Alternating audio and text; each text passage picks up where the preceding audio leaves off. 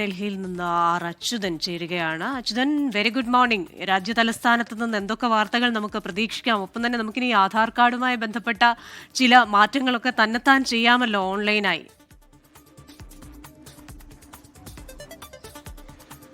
Very good morning Christina. അതുതന്നെയാണ് ഇന്നു മുതൽ, അതായത് ആധാർ കാർഡുമായി ബന്ധപ്പെട്ട ചില മാറ്റങ്ങൾ, ഇപ്പോൾ സുപ്രധാന മാറ്റങ്ങൾ ഇന്നു മുതലാണ് പ്രാബല്യത്തിൽ വരുന്നത്. The unique identification of authority of India ഈ ആധാറിൻ്റെ അപ്ഡേറ്റ് പ്രക്രിയ കൂടുതൽ വേഗത്തിലും അതുപോലെ അത് എളുപ്പം ചെയ്യാൻ വേണ്ടിയിട്ട് ചില മാറ്റങ്ങൾ വരുത്തിയിരുന്നു. ആ മാറ്റങ്ങൾ എന്നുള്ളത് ഇനി മുതൽ, അതായത് ഈ ആധാർ ഹോൾഡർമാർക്ക് അവരുടെ പേര്, വിലാസം, ജനന തീയതി, അതുപോലെ മൊബൈൽ നമ്പർ എന്നിവ ഓൺലൈനായി സ്വയം പരിഷ്കരിക്കാനാകും. അതിനായി ഒരു ആധാർ സേവാ കേന്ദ്രത്തിലേക്ക് പോകേണ്ടതിൻ്റെ ആവശ്യകതയില്ല. ഒപ്പം തന്നെ ഈ ചില മാറ്റങ്ങൾ, അതായത് ഈ ആധാർ കാർഡിൽ വരുത്തുന്ന മാറ്റങ്ങൾക്കൊരു നിശ്ചിത തുക കൂടി ഇപ്പോൾ നിശ്ചയിച്ചിട്ടുണ്ട്. ഡെമോഗ്രാഫിക് വിവരങ്ങൾ മാറ്റം വരുത്താൻ 75 രൂപയും ബയോമെട്രിക് അപ്ഡേറ്റിന് 125 രൂപയുമായിട്ടാണ് ഈ തുക നിശ്ചയിച്ചിരിക്കുന്നത്. എന്നാൽ കുട്ടികൾക്കിത് പൂർണ്ണ സൗജന്യമാക്കിയിരിക്കുകയാണ്.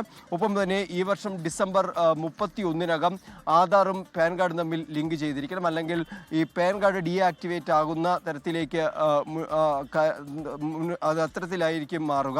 എന്തായാലും അത് ലിങ്ക് ചെയ്യേണ്ടതായിട്ട് വരും. ഒപ്പം തന്നെ ഈ ആധാർ സേവനം വേഗത്തിലാക്കുക, യൂസർ ഫ്രണ്ട്ലി ആക്കുക എന്ന ലക്ഷ്യമിട്ടുകൊണ്ടാണ് ഇപ്പോൾ ഈ മാറ്റങ്ങൾ വരുത്തിയിരിക്കുന്നത്. ഒപ്പം തന്നെ മറ്റൊന്ന്, ഡൽഹിയിൽ നിന്ന് ഏറെ ഒരു നേരിയ ആശ്വാസം എന്ന് പറയുന്നത് ഈ വായു മലിനീകരണത്തിൻ്റെ തോത് അത് കുറഞ്ഞിട്ടുണ്ട്. അത് 300-ന് താഴെയാണ് ഇപ്പോൾ പലയിടങ്ങളിലും രേഖപ്പെടുത്തിയിരിക്കുന്നത്. നേരിയ ആശ്വാസം പകരുന്നു. പക്ഷേ അപ്പോഴും ഈ ശൈത്യത്തിലേക്കാണ് ഡൽഹി കടക്കുന്നത്.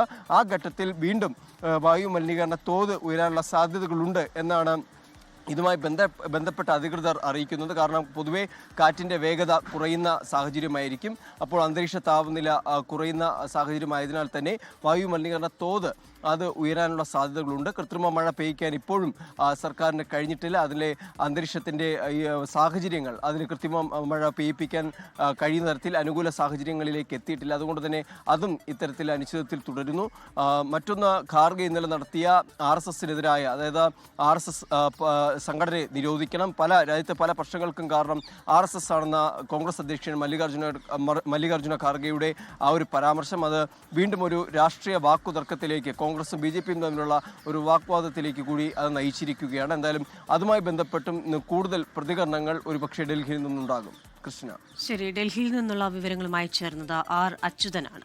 ലോകത്തെവിടെയായാലും ഏത് സമയത്തും 24 വാർത്തകളും ഓഗ്മെന്റഡ് റിയാലിറ്റി പാക്കേജുകളും എക്സ്പ്ലെയിനറുകളും വിശദമായി കാണാൻ ഞങ്ങളുടെ യൂട്യൂബ് ചാനൽ നിങ്ങൾക്ക് സബ്സ്ക്രൈബ് ചെയ്യാം.